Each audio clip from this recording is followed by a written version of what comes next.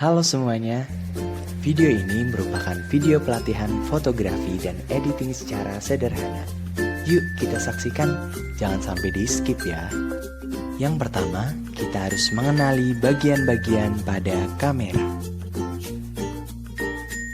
Yang pertama adalah viewfinder, yang merupakan jendela intip saat kita akan mengambil foto. Tertera pada gambar pada lingkaran berwarna biru tua. Selanjutnya adalah layar LCD yang berguna untuk menampilkan hasil bidikan, di mana pada gambar tertera pada persegi berwarna hijau tua. Yang ketiga adalah play button, di mana pada gambar tertera pada lingkaran berwarna merah di sisi kiri, di mana play button ini merupakan tombol preview hasil foto yang akan ditampilkan di layar. Yang keempat adalah erase button, yang berada di sisi kiri di bawah tombol play button, di mana erase button ini berguna untuk menghapus hasil foto. Yang kelima adalah multi controller key, yang merupakan penggerak titik ketika memilih item dan tombol set untuk mengkonfirmasi pilihan. Tertera pada gambar pada lingkaran berwarna biru muda di sisi kanan. Yang keenam adalah quick control, di mana berguna untuk menampilkan berbagai pengaturan kamera. Tertera pada gambar pada lingkaran berwarna kuning di sisi kanan. Mari kita lanjutkan ke bagian yang berikutnya. Yang pertama adalah zoom ring, yang dimana berguna untuk mengubah panjang fokus yang diinginkan. Tertera pada gambar pada lingkaran berwarna abu-abu. Selanjutnya adalah mode dial, yang tertera pada gambar pada lingkaran berwarna hijau muda, di mana berguna untuk memilih shooting mode yang Anda inginkan. Yang ketiga adalah tombol on off untuk menyalakan dan mematikan kamera. Tertera pada gambar pada lingkaran berwarna merah. Yang keempat adalah shutter button, di mana berguna untuk mengambil foto atau memotret gambar. Tertera pada gambar pada lingkaran berwarna oranye. Yang kelima adalah main dial, di mana berguna untuk menyesuaikan pengaturan syuting seperti aperture, shutter speed, exposure compensation, dan pemutaran gambar. Tertera pada gambar pada lingkaran berwarna biru muda.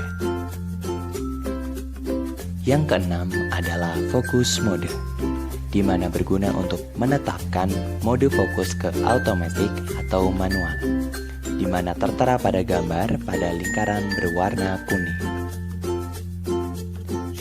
Yang terakhir adalah focus ring, di mana focus ring ini berguna apabila berada dalam mode manual fokus.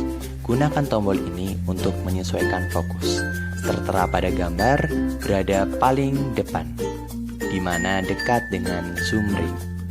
Selanjutnya adalah tips dan trik memotret dan editing foto. Nyalakan kameranya terlebih dahulu, kemudian atur mode yang sesuai dengan kondisi.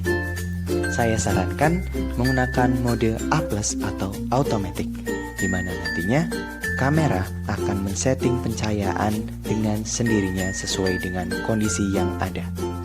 Atau jika Anda berada di luar ruangan, bisa menggunakan automatic no flash yang berada di bawah mode A+.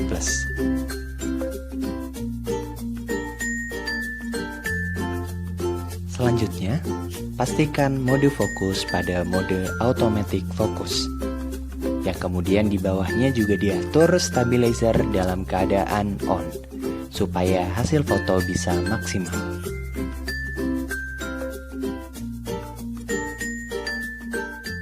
Pastikan angle atau sudut pandang yang digunakan tepat. Yang digunakan pada ilustrasi tersebut adalah sudut pandang mata dan sudut pandang bawah. Selanjutnya adalah tips editing foto menggunakan Adobe Lightroom. Tampilannya seperti ini. Dan kita langsung klik import untuk memasukkan foto. Lalu kita pilih di mana folder foto yang kita inginkan untuk diedit. Setelah kita temukan folder fotonya, lalu kita pilih fotonya seperti tertera pada layar, di mana kita unchecklist dulu all fotonya dan kita pilih salah satu foto yang ingin kita edit. Lalu kita impor. Setelah foto terimpor, lalu kita menuju tab Develop, di mana tab untuk mengedit foto, di mana di sisi kiri merupakan editing automatic dengan beberapa preset yang sudah tersedia dari Adobe Lightroom, dan di sisi kanan merupakan editing secara manual. Dalam hal ini, kita akan mengedit secara manual dengan tab yang berada di sisi kanan.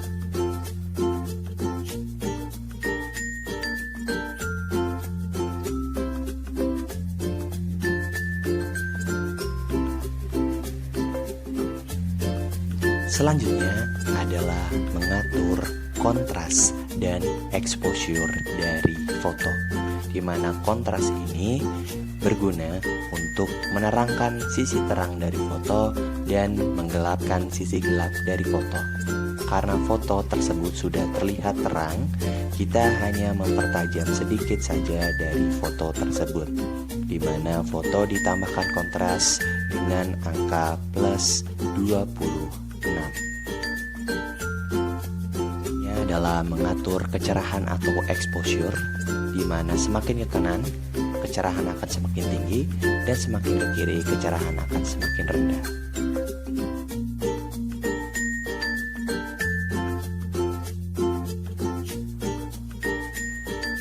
Setelah mengatur kontras dan exposure, maka dilanjutkan mengatur saturasi dan vibrance, di mana saturasi dan vibrance ini bertujuan untuk mempertajam warna dari foto yang kita edit. Ini mana bisa dilihat efek jika saturasi ditambahkan 100% dan dikurangi 100%, dan bisa dilihat juga efek vibrance jika ditambahkan 100% dan dikurangi 100%. Penambahan efek saturasi dan vibrance ini bisa diatur sesuai dengan kondisi foto yang kita inginkan. Di mana di sini saya mengatur saturasi di angka plus 33, sedangkan saya mengatur vibrance di plus 31 ataupun 29. Bisa kita lihat perbedaan dari penambahan saturasi dan vibrance, di mana gambar after penambahan saturasi dan vibrance jauh lebih tajam warnanya. Setelah itu, kita atur temperatur, di mana semakin ke kanan temperatur akan semakin panas, dan semakin ke kiri temperatur akan semakin dingin, di mana digambarkan semakin ke kanan warnanya akan semakin kuning, dan semakin ke kiri warnanya akan semakin biru. Maka kita atur temperatur sesuai dengan yang kita inginkan.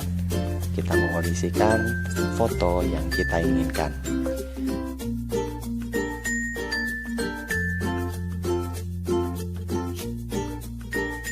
Setelah mengatur temperatur, kita mengatur highlight dan shadow, di mana highlight ini berguna untuk mengurangi bagian yang terang dan shadow ini untuk menerangi bagian yang gelap. Di mana di sini saya akan mengatur highlight sekitar minus 10 dan shadow akan saya atur sekitar minus 5 supaya foto terlihat lebih tajam dan natural.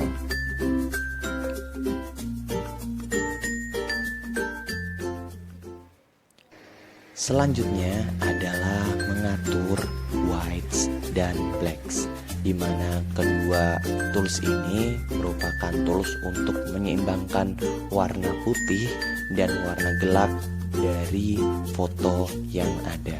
Di mana di sini nanti saya mengatur supaya ada keseimbangan dari warna putih dan warna gelap dari foto tersebut.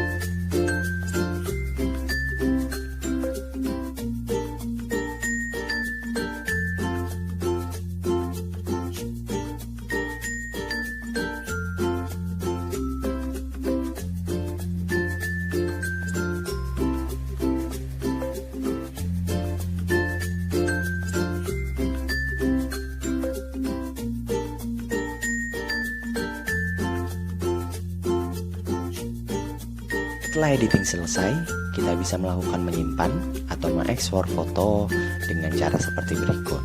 Kita menuju file, lalu klik ekspor. Lalu kita bisa memilih folder yang akan kita tuju dengan cara choose atau memilih folder yang sesuai dengan apa yang kita inginkan. Seperti pada contoh di layar. Setelah memilih folder, kita bisa juga mengedit nama dari foto tersebut dengan cara custom, lalu klik edit, lalu di situ bisa kita mengedit namanya dengan nama yang sesuai dengan yang kita inginkan.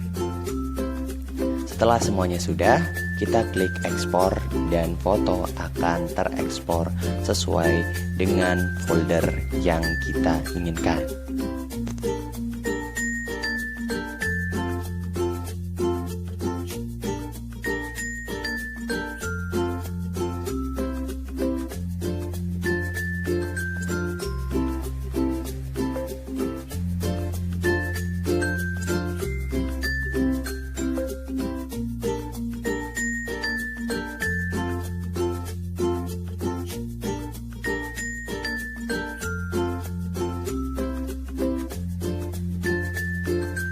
Terima kasih atas perhatiannya.